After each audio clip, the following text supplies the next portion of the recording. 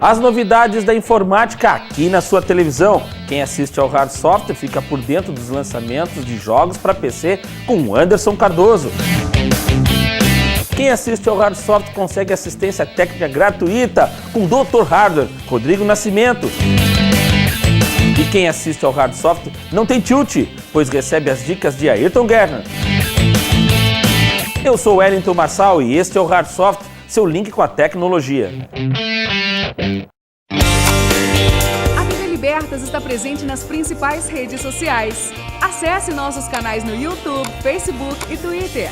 E fica por dentro das nossas novidades. Assista ainda toda a nossa programação online de qualquer lugar do mundo. É a programação da TV Libertas com você também na internet. TV Libertas nas redes sociais. Acesse!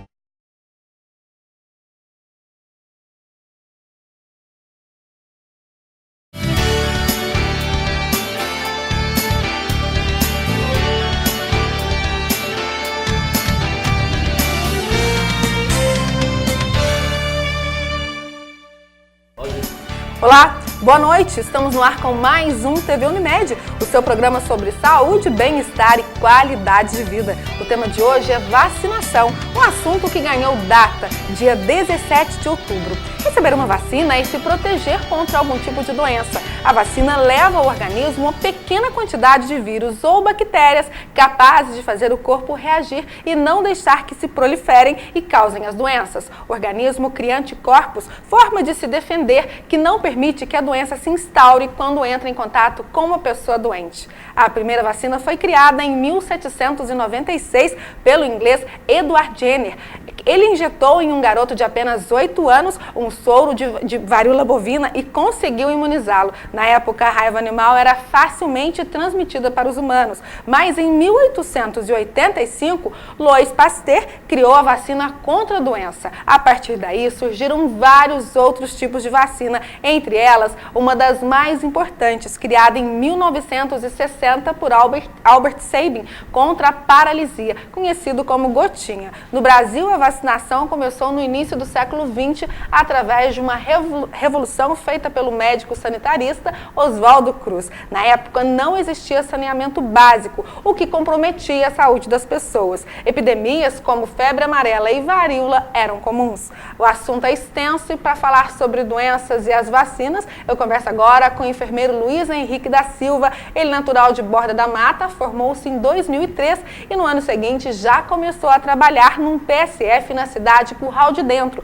região norte do estado. De 2005 a 2011, atuou como enfermeiro de PSF e coordenador de imunização no município de Santa Cruz de Salinas, também no norte de Minas. Atualmente trabalha como enfermeiro da medicina preventiva da Unimed Sul Mineira e é responsável pelo grupo Gerenciamento de Casos e Curativos no Espaço Viva. Olá, Luiz Henrique, seja muito bem-vindo. Obrigado. E as informações a respeito da vacinação conferem? Sim, realmente. Tudo real. São essas mesmo? São. Por que houve a necessidade de criar uma data? Nós falamos de 17 de outubro, mas poderia ser qualquer outro dia. Por que houve a necessidade?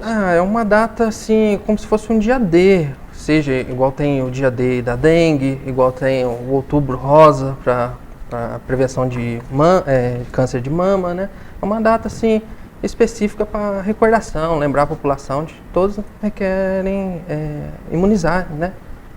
Contra vários tipos de doenças, tanto crianças, quanto adultos, quanto idosos, né? Precisam prevenir. Sim, nós, no começo das informações nós falamos sobre infraestrutura. Houve uma época em que isso não tinha infraestrutura básica, saneamento, e isso facilitava a ocorrência de doenças, né? Muito. Houve uma evolução muito grande. O que evoluiu também em relação às vacinas? Tanto que as vacinas hoje, assim,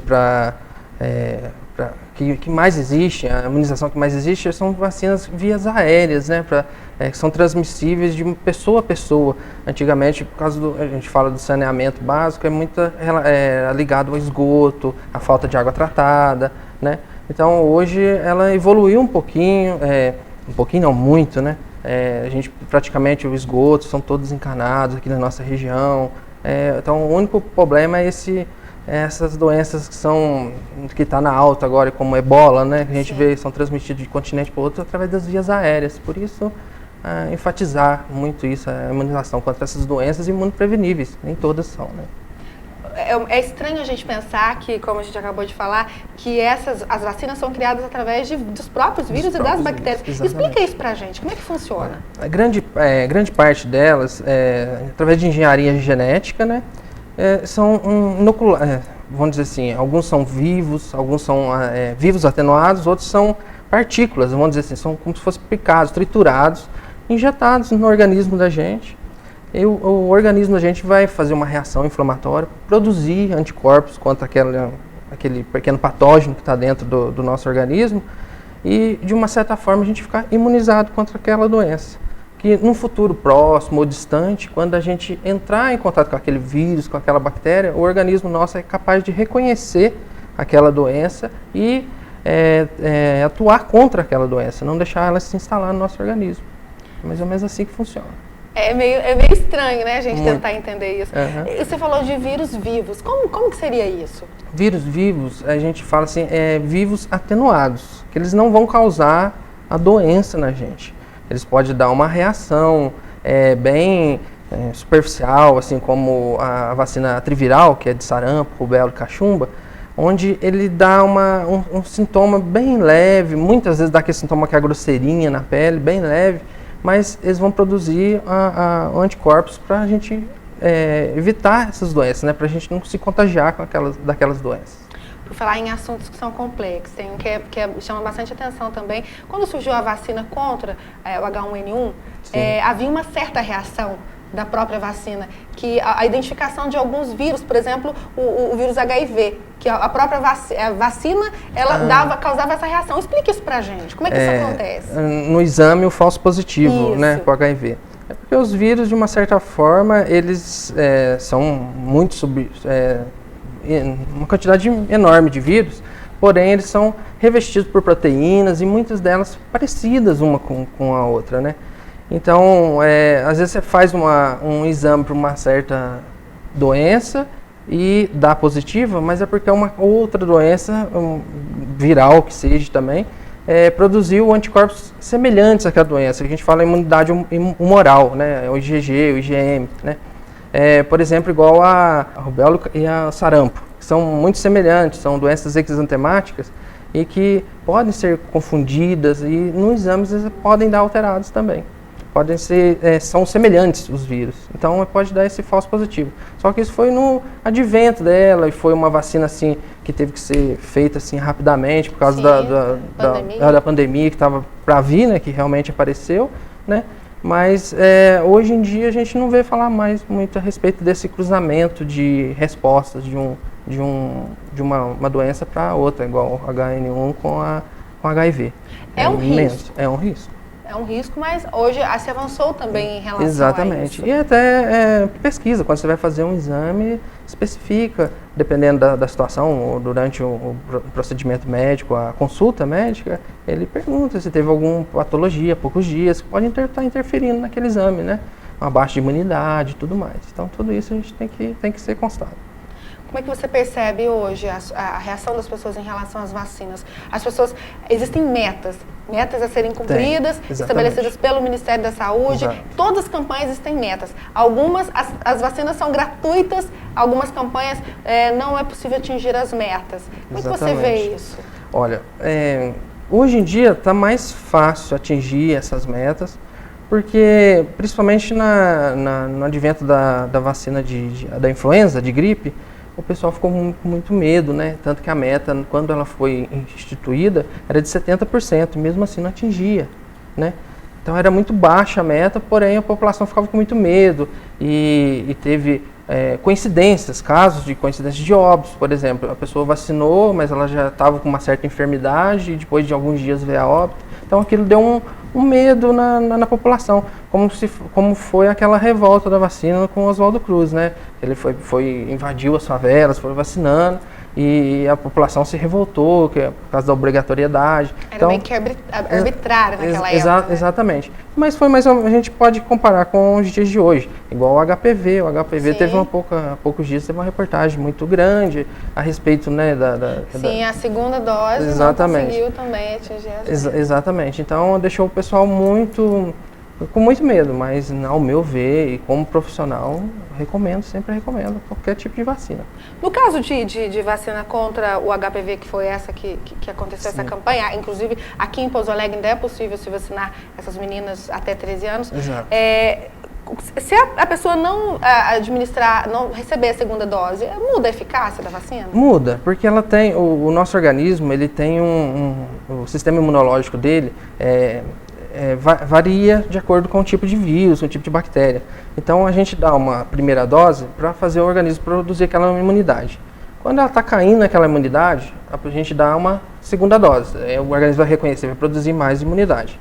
O HPV, por exemplo, que tem uma terceira dose com 5 anos, lá com 5 anos a imunidade está caindo de novo. Ela dá aquela terceira dose, a criança vai estar aí com volta dos seus 15 aos 19 anos, né, que está entrando na sua atividade sexual, no caso da HPV que a gente está falando, ela tem que se proteger. Sim. Da última dose, daquele boom, a imunidade dela vai lá em cima. Então, para ter o menor risco possível dela estar se contaminando com aquele vírus. Quanto tempo que é a eficácia dessa vacina contra o HPV? O HPV são essas 3 doses e única para o resto da vida. Então, como a hepatite, são 3 doses, porém não tem reforço. Essa é uma questão também que é bastante curiosa, né? Por exemplo, algumas vacinas que são administradas quando a pessoa ainda é criança, ao recém-nascido, vale por toda a vida. Exatamente. A vacina contra a febre amarela tem uma duração determinada. 10 anos. E a vacina contra a gripe é anual. Por que acontece isso também, essa disparidade em relação a vacinas? O vírus da gripe está em constante mutação.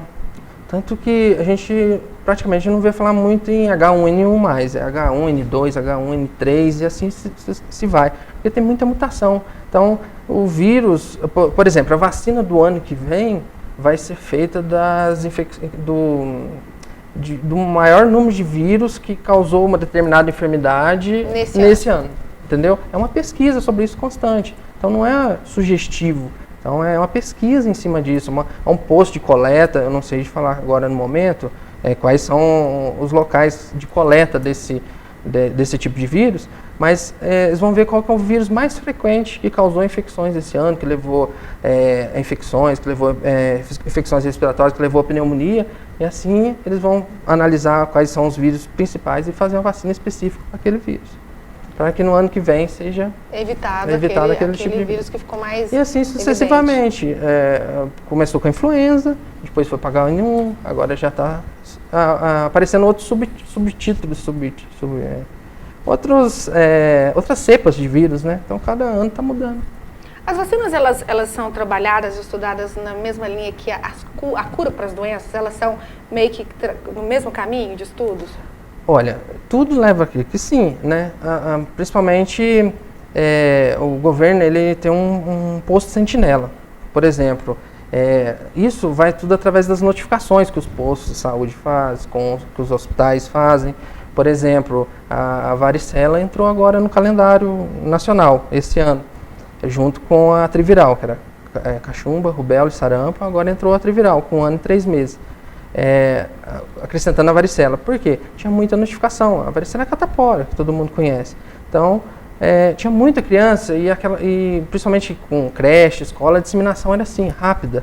Então, entrou essa varicela para evitar que essas crianças adoeçam, que dê gastos futuros com hospitais. A gente viu, eu presenciei até casos de óbito por causa de catapora. Raríssimo, mas acontece. Isso tem acontecido mesmo. A região, a gente viu notícias de que aconteceu mesmo, inclusive casos bem recentes. Como é que funciona em relação à catapora? Porque parece que é quase que obrigatório uma criança ter catapora. No nosso tempo, a gente tinha que ter sarampo, cachumba, rubéola, para a gente ficar livre do, né? Sim. Mas a gente pensa só naquela doença naquele momento. Mas aquela doença, se não for bem cuidada naquele momento, ela pode evoluir. Principalmente com uma pneumonia, uma encefalopatia, alguma infecção mais grave. Então, o governo produz uma vacina que tem um custo assim, ínfimo em comparação ao gasto que uma criança pode dar no UTI, num leito de hospital, ocupando vaga que seria de de uma outra enfermidade que não tem imunidade para aquilo, né? Hoje o ideal seria vacinar uma criança, por exemplo, contra a catapora com que idade? 1 ano e 3 meses. A criança que não recebeu essa vacina, ela vai ter a catapora. A criança que recebeu a vacina, ela está isenta? Está isenta ou pode ter, é raro ter isso, mas pode acontecer. A gente fala subclínica, bem leve, bem, né? Bem, a gente fala assim, bem, sem sintomas muito aparentes, né? Mais leve. Uma vesícula aqui, outra ali, não igual antigamente, que enchia o corpo de vesículas, de pequenas lesões, né? Pruriginose e tal. Na verdade, a gente tem mais conhecimento de vacinas, eu imagino que deve ter muito mais do que essas que a gente ouve falar. Tem bastante. Porque eu, como a maioria das pessoas que estão em casa nos acompanhando agora, ouve mais, toma conhecimento daquelas que estão em campanha. Exato. Né? Quais são as principais vacinas? Olha, a de campanha, até esse ano, ela foi até anulada uma delas, mas a da polio, né, que é a gotinha, mas principalmente por causa do advento da presença da Copa do Mundo esse ano. Sim. Então trouxe muitas pessoas onde o vírus ainda no país de origem delas ainda é disseminado. Tanto que foi encontrado o vírus da polio no esgoto do aeroporto de Viracopos, em Campinas. Sim. Né? Então, por isso o Ministério do Brasil já está erradicado há muito tempo. Sim. Só que o Brasil resolveu fazer mais uma campanha esse ano devido à presença da população da Copa. Pode ser que tenha trazido. Exatamente, o vírus selvagem que a gente fala, né? Então a gente tem que combater, evitar que ele se prolifere. Então esse ano mesmo ia ter só apenas uma campanha, não duas, como é de costume, né? Esse ano vai ser agora em novembro. E a vacina contra a meningite?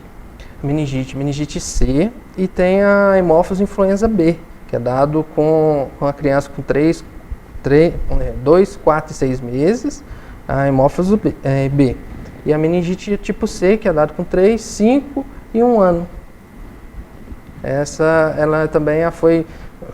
O primeiro estado a colocar essa vacina em prática foi Minas Gerais, e agora está disseminando para os demais estados.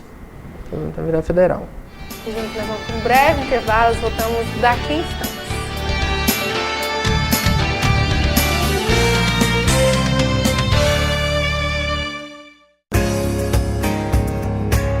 A vocação para cuidar de pessoas nos tornou a maior Unimed do sul de Minas Gerais, com mais de 72 mil clientes satisfeitos, ampla rede de médicos e serviços credenciados, certificação de responsabilidade social e a certeza de continuar cuidando do bem mais precioso, a sua vida. Cuidar de você. Esse é o plano. Unimed Sul Mineira, 26 anos.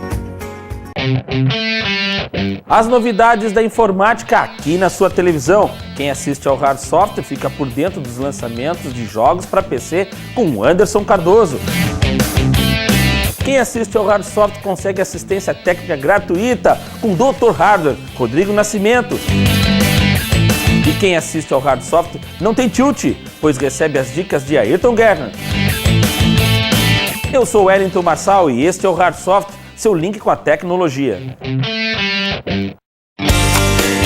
A TV Libertas está presente nas principais redes sociais. Acesse nossos canais no YouTube, Facebook e Twitter.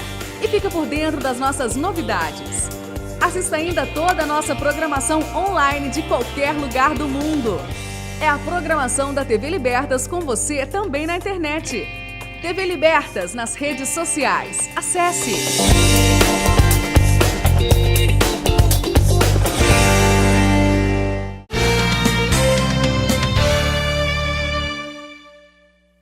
Ao nascer, toda criança recebe um cartão de vacinação específico para controlar as vacinas que já tomou. Esse cartão contém dados de peso e tamanho que devem ser preenchidos por médicos e enfermeiros durante as consultas de rotina. Por volta dos 10 anos de idade, a criança termina de receber todas as doses de vacinação, mas deve continuar a tomar as indicadas pelas campanhas de saúde, como a febre amarela, tétano, gripe, entre outros, garantindo sua saúde por toda a vida. Nós já falamos um pouco sobre os avanços em relação às vacinas. O que mudou de lá para cá, assim, desde quando começou para cá? A eficácia, a precisão? Principalmente a eficácia, né? A gente vê que a imunidade que ela que o organismo adquire com essas vacinas hoje, atualmente, ela é muito mais alta do que antigamente. Isso é uma série de fatores, né? Tanto da produção das vacinas, quanto do armazenamento, né? As redes de frio, a gente fala, né? Desde lá do Rio, que é a central, com a de Minas, que é em BH, da regional, nossa, aqui de Pouso Alegre, e de cada unidade de saúde que tem sua geladeira, sua câmara fria. A geladeira já está caindo por terra, hoje é uma câmara fria específica para vacina, né?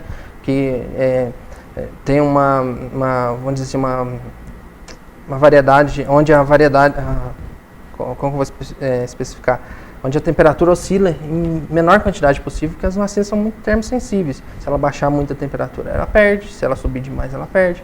Ela tem que ficar numa temperatura controlada. Muito controlada, muito controlada. Tanto que as câmeras frias hoje vêm com uma bateria, acabou a luz, piscou, ela vai manter ligada. Não corre risco de perder essas vacinas. Exatamente. O gasto com vacinas deve ser muito alto, né? Muito porque caro. Fazer vacina para a população do país inteiro deve ser... É muito caro. E tem vacinas, a grande maioria, principalmente a gente vê algumas normas técnicas e tal, que devido a H1N1 e outras, influenza, por exemplo, por causa da produção dela, o Brasil não deu conta de produzir todas as vacinas que ele usa, então teve que importar. Sim, é caro. Fica mais caro ainda. E para ter uma ideia, uma câmara fria para uma sala de vacina é em torno de 10 a 15 mil reais. É muito caro. Fica né? caro. Fica caro. Luiz, uma curiosidade.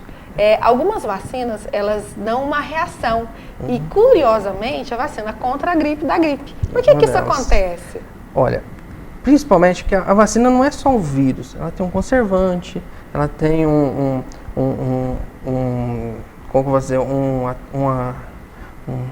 princípio ativo que também, além do antibiótico, ela tem um conservante, ela tem um fator que ela, vamos dizer assim, que ela faz aquela vacina ficar, por exemplo, no músculo e ser liberada aos pouquinhos. Aquilo que faz essa dor, né?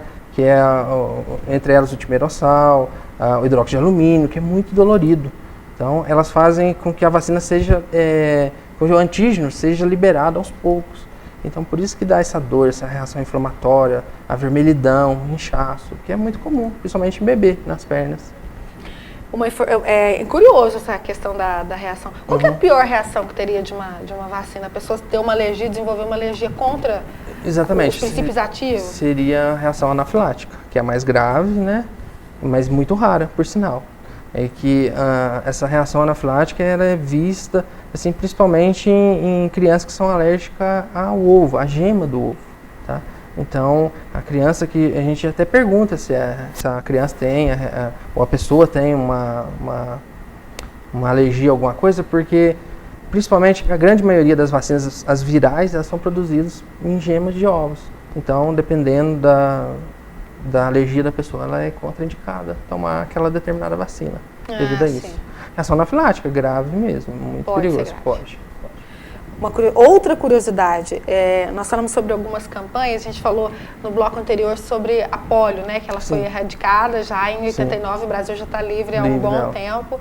E depois aconteceu o caso da pandemia do H1N1 em 2009 também, em 18 meses já havia controlado né, o vírus. Aí alguns lugares do mundo onde que aconteceu uma incidência de casos, a gente viu que tinha mais dificuldade para controlar e depois a gente vê que, quer dizer, existem avanços. Só que em contrapartida, o HIV, ele ainda não conseguiu chegar numa resposta. Como é que acontece isso? Uma resposta rápida para um caso de gripe, de uma pandemia e uma erradicação e de repente uma que há tantos anos vem procurado uma vacina, uma cura, isso não acontece? É o que eu falei, cada vírus tem uma sua especificidade, né? O vírus da AIDS, ele é um vírus que até agora realmente eles não conseguiram descobrir uma imunidade contra ele, né? A única forma de proteção é o sexo seguro, que é mais fácil que a vacina e menos dolorido que a vacina, né? Seria muito mais fácil, né? Porém, a falta de conscientização. Agora, está em estudos, né? Mas nada que prove que ela é realmente eficaz. Estamos aguardando, né? Agora, a disseminação da AIDS é muito diferente de um H1N1. O H1N1, como você colocou. O H1N1, através do ar. Aqui dentro do conter, né? Aqui dentro a gente pode estar transmitindo um para o outro já. A AIDS, só se a gente tiver uma relação muito íntima, não tem como transmitir através do ar. Então a gente tem que pesquisar, é mais importante pesquisar uma doença mais, vamos dizer assim, mais perversa, né? Que se transmita de uma forma mais fácil, né? Então essa tem que ser mais, como vou dizer... Quer dizer, em outras palavras, a AIDS há meios de se evitar. Quer dizer, uma doença que é transmitida pelo ar fica mais difícil. Exatamente. Eu vou te colocar numa saia justa agora, falar de um assunto que está acontecendo. E o ebola? O que você sabe sobre isso? O ebola é muito novo, né, pra gente. A gente não tem nem, assim, muito conhecimento, que não é uma doença do nosso país, né? A gente não teve caso nenhum, a não ser de ontem, anteontem, essa semana que passou, né, que pelo jeito foi negativo, mas a gente não tem essa doença no nosso país, então é uma coisa muito nova, é difícil até a gente colocar, como que eu vou dizer aí, uma opinião, né, mas que ela é muito transmissível, isso é notável já, né, e ela pode estar chegando a qualquer hora no nosso país. Como eu disse anteriormente, as virais transmitidas por vias aéreas, ela é muito mais difícil de se controlar. Então não tem porta que segura ela. Você pode fechar a porta, mas ela pode entrar por algum outro canto, né? Exatamente. Então, complicado é isso. Na dúvida, se tiver vacina, vamos todo mundo vacinar. Vamos vacinar. É isso aí. Tá ótimo. Luiz, muito obrigada pela sua presença. Nós agradecemos. Fica feito o convite para você voltar, participar do programa. Se você gostou do programa, tem alguma dúvida, alguma sugestão, entre em contato com a gente, mande seu e-mail, produção@tvlibertas.tv.br. A gente volta no próximo programa. Até lá!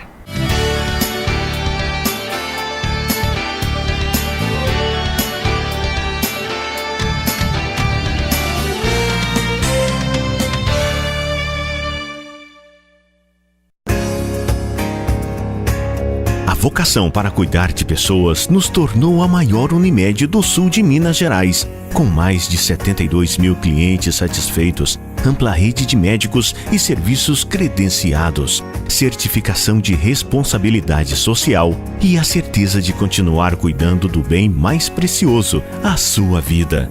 Cuidar de você, esse é o plano. Unimed Sul Mineira, 26 anos. Está presente nas principais redes sociais. Acesse nossos canais no YouTube, Facebook e Twitter. E fica por dentro das nossas novidades.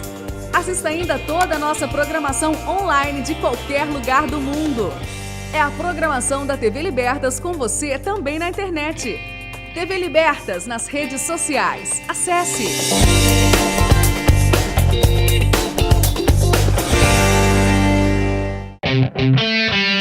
As novidades da informática aqui na sua televisão. Quem assiste ao Hard Software fica por dentro dos lançamentos de jogos para PC com Anderson Cardoso.